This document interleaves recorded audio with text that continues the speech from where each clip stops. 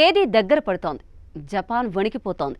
ప్రపంచమంతా జపాన్ వైపు తికమకగా చూస్తోంది. ఒక అస్పష్టమైన భయంతో ఊహించని ఒక దుస్థితి ఎదురవుతుందేమో అన్న ఆందోళనతో జపాన్ ప్రజల గుండెల్లో రైలు పరిగెడుతున్నాయి.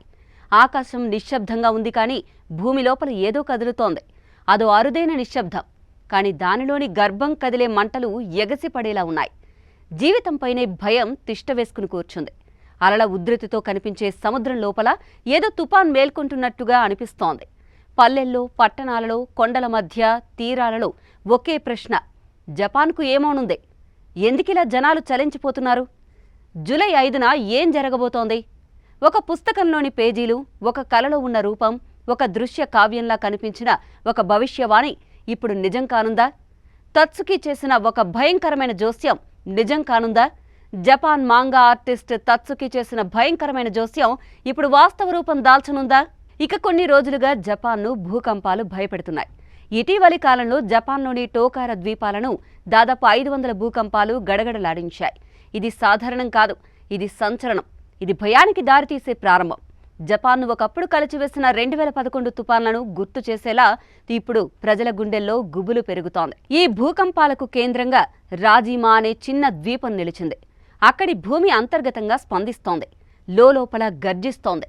భూమి అడుగుల్లో ఆందోళనగా మారుతున్న ప్రకృతి జూలై 5కి ముందు ఓ హెచ్చరికలా కనిపిస్తోంది. ఇప్పటి వరకు ప్రాణ నష్టం జరగలేదు, కానీ ప్రతి కదలిక ఆ భయాన్ని రెట్టింపు చేస్తోంది. ఇదే సమయంలో ప్రజల గుండెల్లో కొత్తగా ఒక ప్రశ్న రేగింది. ఈ ప్రకంపనలు తత్సుకి చెప్పిన విపత్తుకు సంకేతమా? ఇటు జపాన్ ఎందుకు తరచూ భూకంపాలను ఎదుర్కొంటోంది? కారణం పసిఫిక్ రింగ్ ఆఫ్ ఫైర్.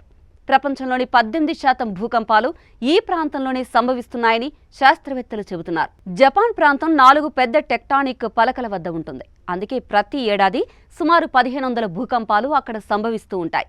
వాటిలో చాలా వరకు చిన్నవే అయినా కొన్ని మాత్రం భారీ విధ్వంసానికి దారితీస్తాయి. ఇక సముద్ర అగ్నిపర్వతాలపై అధ్యయనం చేసే నిపుణులు కొత్త బాంబు పేల్చారు. రెక్టర్ స్కేల్పై 6 తీవ్రతతో భూకంపం సంభవించే అవకాశం ఉందని హెచ్చరించారు. అయితే ఇది భారీ విపత్తుకు సంకేతం కాదని నిపుణులు చెబుతున్నారు. ఇప్పటికే టోకారా ద్వీపాలను ప్రకంపనలు నిలువెల్లా వణికిస్తుంటే, అదే సమయంలో 7 ఏళ్లుగా నిద్రలో ఉన్న షిన్మోయే అగ్నిపర్వతం ఒక్కసారిగా మేల్కొంది. నిశ్శబ్దాన్ని చీల్చుకుంటూ ఆకాశాన్ని తాకే పొగలు ఎగసిపడ్డాయి. అగ్ని తలుకులతో నిండిపోయిన ఆ గర్జన ఒక శాశ్వత భయానికి రూపం. ఈ మౌనం మామూలు మౌనం కాదు, ఇది ఒక హెచ్చరికగా మారింది.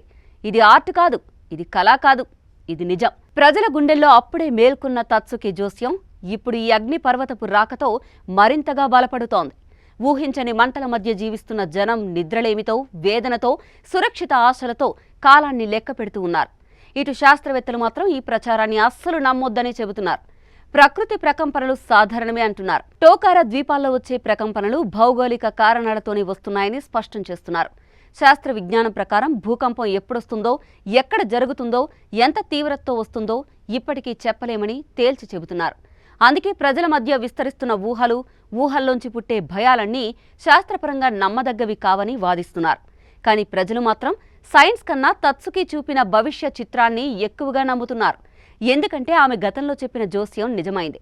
2011లో ఓ ప్రకృతి విపత్తు రానుందని అంతకుముందే తత్సుకి చెప్పింది. ఆమె చెప్పినట్లుగానే 2011లో జపాన్ తుపాన్లతో, భూకంపాలతో అతలాకుతలమైంది. ఇప్పుడు మళ్లీ ఆమె చెప్పిన తేదీ దగ్గర పడుతుండడంతో భయం పెరిగిపోయింది.